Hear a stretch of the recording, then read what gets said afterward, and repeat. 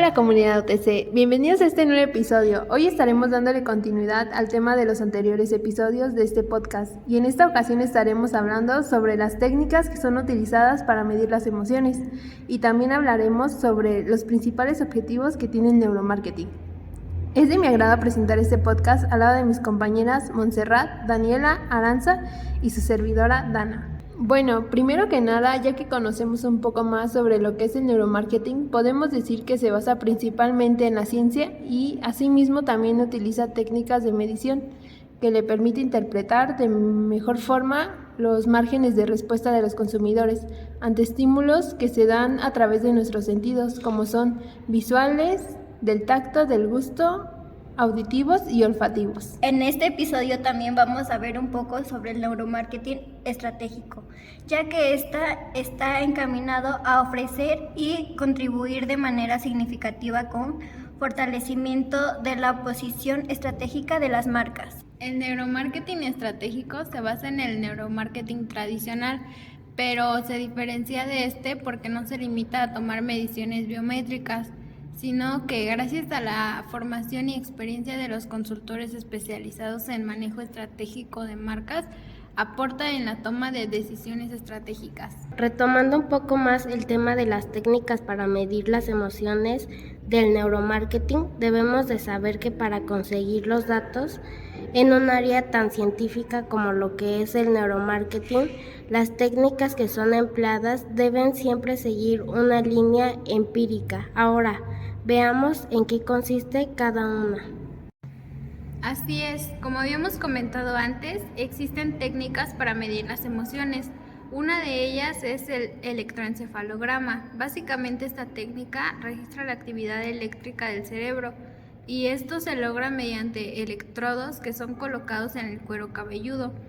Y esto nos permite identificar patrones de actividad cerebral asociadas a las emociones y a los estados de atención. Pues una de las técnicas de neuromarketing más populares y como dijiste consiste en un procedimiento que es colocar electrodos al cuero cabelludo de una persona para poder medir las señales eléctricas que genera de acuerdo con ciertos estímulos. Bueno, básicamente sirve para observar el funcionamiento eléctrico cerebral.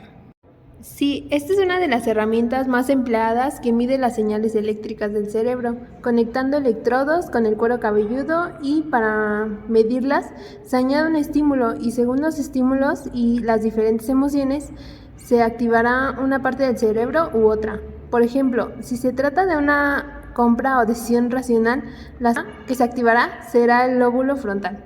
También podemos mencionar la resonancia magnética funcional. Esta es una base en el flujo sanguíneo y se encarga de crear imágenes de la actividad cerebral humana, como un margen de retardo de 5 segundos aproximadamente. Es una de las técnicas más precisas, pero también es una de las más costosas. Y el objetivo de esta técnica es el mismo que en el caso de las anteriores. Sirve para observar el comportamiento del cerebro con ciertos estímulos. La diferencia principal es el alto coste, pero en cambio cuenta con elevados niveles de precisión. Básicamente mide los cambios en el nivel de oxigenación de la sangre, siendo el principal elemento de la actividad cerebral a través del magnetismo. Dana, ¿qué otra técnica nos puedes mencionar? Bueno, pues aparte de las que ya mencionaron, también he escuchado hablar sobre medir reacciones en la piel, el reconocimiento facial, seguimiento ocular. Estas pruebas se pueden completar con pruebas psicológicas de tomografía de positrones, la medición del ritmo cardíaco o tratadas de la salud. Así es, como bien lo dijiste, la técnica de medir reacciones en la piel se logra al colocar electrodos en los dedos que emiten señales eléctricas cuando se expone al participante a diferentes contenidos publicitarios indicado, así como sus reacciones emocionales. También se le puede llamar respuestas galvánicas en la piel o GSR. Con esta técnica se miden las diferentes respuestas que se producen en la piel debido a estímulos externos. Por ejemplo, si el usuario comienza a sudar tras ver un anuncio, podría significar una respuesta de estrés. Los datos obtenidos son perfectos para detectar posibles impulsos de compra que pueden tener en el consumidor. Esta técnica se basa en el análisis de cambios sutiles de la conductividad de la piel cuando se activa el sistema nervioso autónomo, dado que un aumento de la activación de esta respuesta cutánea galvánica es un indicador de excitación. Esta técnica puede utilizarse como medida de dicho sentimiento. Es una de las medidas más ampliamente utilizadas en el análisis de respuesta orgánica a fenómenos cognitivos y emocionales. Se lleva a cabo mediante la aplicación de electrodos colocados en la piel que recogen la información de las pequeñas corrientes que pasan entre ellos. A efectos comerciales, las actividades es una métrica que la consultora de marketing incorpora habitualmente a sus metodologías con el fin de detectar si existe o no impulsos de compra en los sujetos analizados. Daniela, ¿nos puedes decir entonces cómo se mide? Claro, primero se coloca un dispositivo para medir cambios en la conductividad con 2 sensores o electrodos en los dedos de la mano, dado que tienen un mayor número de glándulas sudoríparas. Luego se produce la emisión de una carga eléctrica muy reducida entre los 2 dedos electrodos para medir el nivel de la conductividad. La facilidad con la que discurre dicha corriente, llamada conductancia, depende del grado de la humedad de la superficie de la piel. Y por último, el programa del software recibe la citada señal e interpreta el voltaje recibido por los electrodos, dando una medida de la intensidad de la emoción, y cuanto más transpiren los dedos, menor va a ser la resistencia al paso de la corriente y la piel será mejor conductora. Pero ahora actualmente existe en el mercado un gran número de variables que son capaces de monitorear de manera continua la conductividad de la piel. De estas formas, a la hora de realizar un experimento de neuromarketing, siempre debe de ser bajo unas condiciones de control de los estímulos determinadas, dado que pueden existir factores que introduzcan ruido en la señal, ya sean externos o internos. Pero también existen otras como lo son el reconocimiento facial, que se realizan con ayuda de un software de condición facial, y una electromiografía, que supone colocar electrodos en los músculos de la cara para indicar las emociones expresivas, así como su nivel de intensidad. Es una herramienta que mediante sofisticados algoritmos basados en el sistema de redes neuronales artificiales logran identificar las microexpresiones faciales para generar un reconocimiento de las diferentes emociones básicas. Esta herramienta es un complemento perfecto para conocer el impacto que pueden generar los diferentes estímulos de mercadeo como comerciales de televisión e impresos. Se puede realizar estudios neurocuantitativos, pues el link puede ser enviado a un gran número de personas en simultánea y obtener resultados de manera muy rápida. Sí, yo les puedo mencionar como última técnica el seguimiento ocular, también conocido como eye tracking.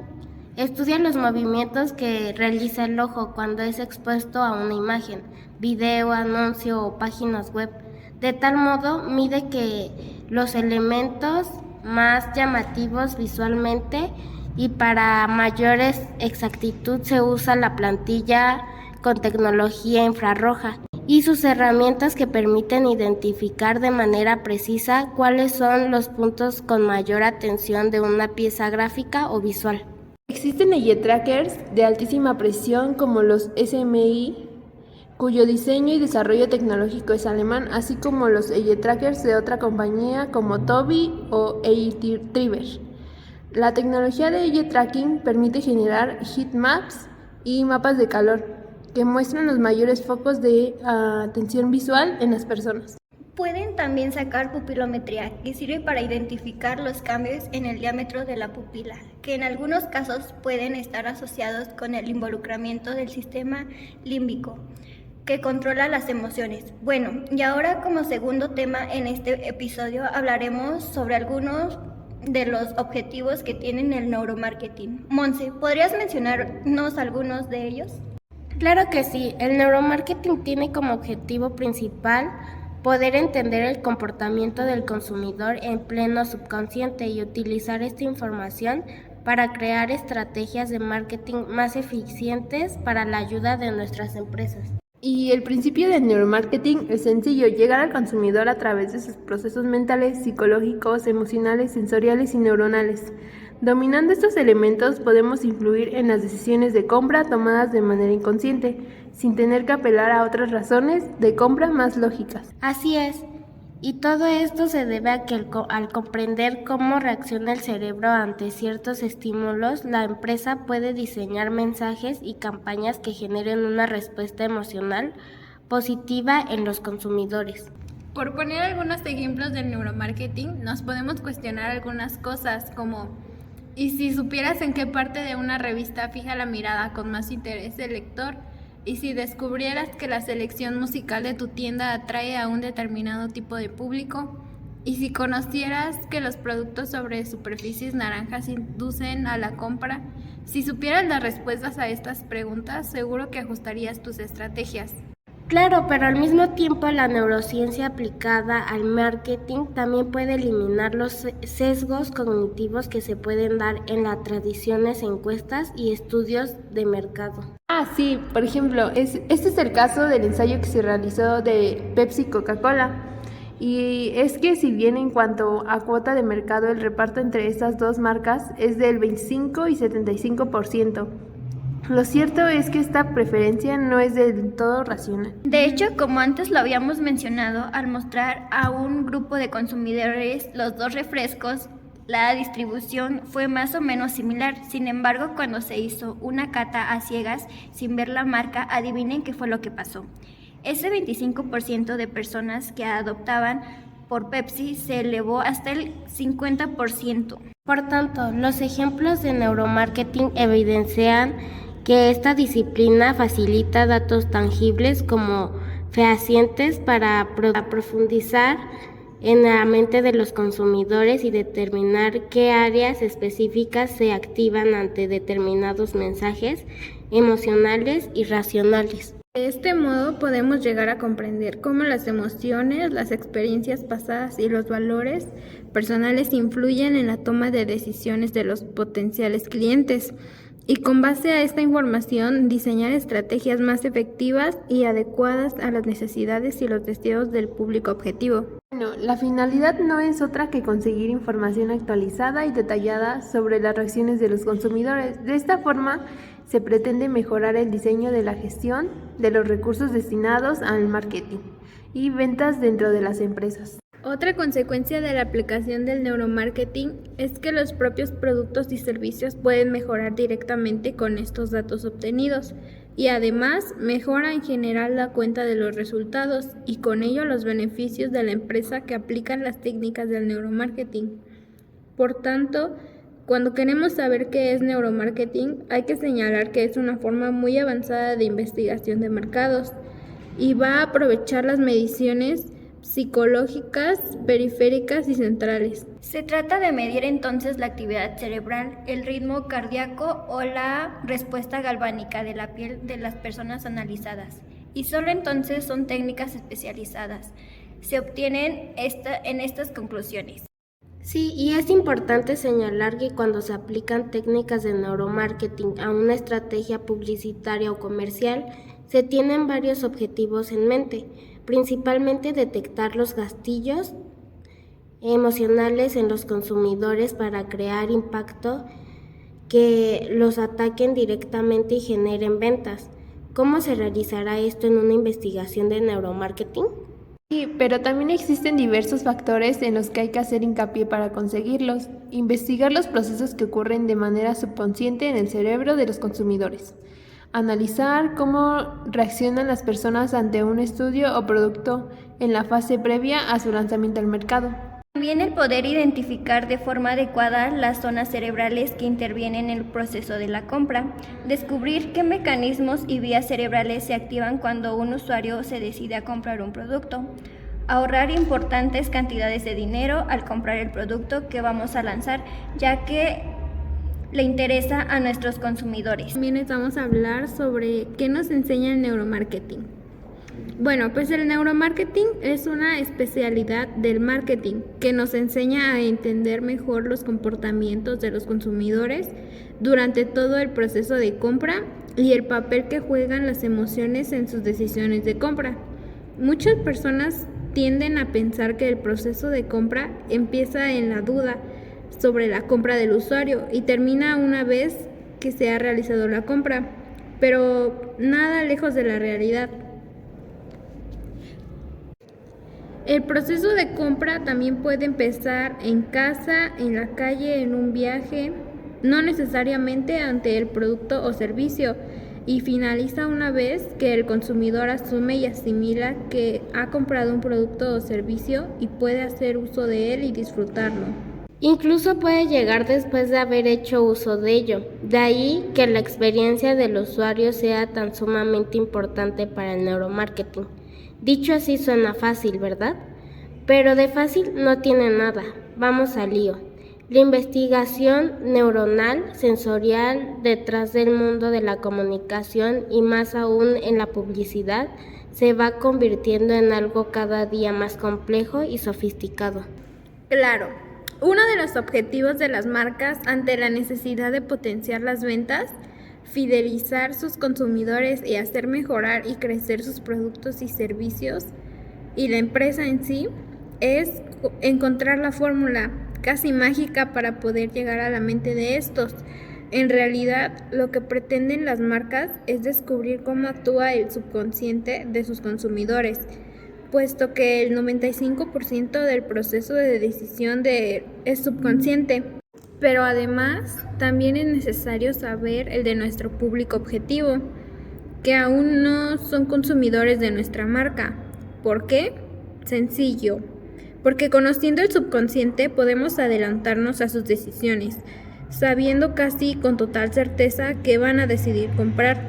Conociendo su subconsciente podremos pronosticar el futuro de las decisiones de compra de nuestro público objetivo.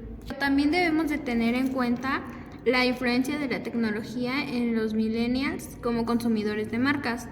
Podríamos hablar de la generación de los millennials o de la generación Z, que es la posterior a estos, como comparte indiscutiblemente de la toma de decisiones de compra en el mercado actual en un ecosistema donde las marcas compiten las 24 horas del día y siendo estas conocedoras de que sus competidores están a un clic. Los millennials son una generación que no sienten apego por las cosas materiales porque son conscientes de que las condicionan. Aquello que crean arraigado no les interesa. Una casa, un coche, un televisor últimamente de última generación. Esas cosas materiales tangibles les hacen vulnerables y menos libres. Libres para poder dejar una marca y enamorarse de otra, porque sencillamente no se casan con ninguna, solo de forma momentánea, con aquella que está de moda, que es la más cool y que es parte de su ideología, de su forma de vivir, de moverse y sin duda mejor donde la tecnología esté presente. Viven el aquí y ahora como una economía que les permite viajar. Viven en casas pequeñas porque las grandes conllevan demasiados gastos que pueden utilizar viajando. Estas adaptadas a sus necesidades y además las quieren seguras para poderlas alquilar en estos viajes tan frecuentes. Lleva a definirles como una generación tecnológicamente exigente y viviendo el presente. El problema que existe actualmente sobre este tema es que pocas marcas son conscientes de la trascendencia de esta generación y el impacto tan sumamente intrínseco en la economía de su mercado que están conllevando. Muchas marcas, por no decir la mayoría, ignoran cómo se mueven los millennials. Y lo más triste es que además de dicha ignorancia, estas no se preocupan por mantener un diálogo con ellos para poder ofrecerles sus productos y servicios, de forma que cubran sus necesidades y estos puedan tomar la decisión de convertirse en sus nuevos consumidores. Algunas empresas, sin embargo, ya lo están consiguiendo. Hablo de las empresas de smartphones o tecnología que afortunadamente para ellos, o mejor dicho, para ambas partes, trabajan a tiempo real por y por parte del cliente. Y lo más importante, con el cliente. Debemos tener presente que la gran mayoría de las decisiones que tomamos como consumidores no son racionales, sino más bien emocionales. Es importante también recalcar que no se trata de manipulación de la mente del consumidor, sino también de conocer su comportamiento para darle estos productos y servicios que necesita. Así que espero haber aportado un poquito más de conocimiento sobre una disciplina que, si bien no es una nueva o de ahora, es cierto que va adquiriendo una trascendencia de valor y necesidad para el marketing actual y para las marcas que, sin lugar a dudas, deben entender que comprender al consumidor es el primer paso para el éxito de sus productos y sus servicios. Y así es como concluimos con este episodio, agradeciéndoles a los oyentes por su tiempo y deseándoles un grandioso día.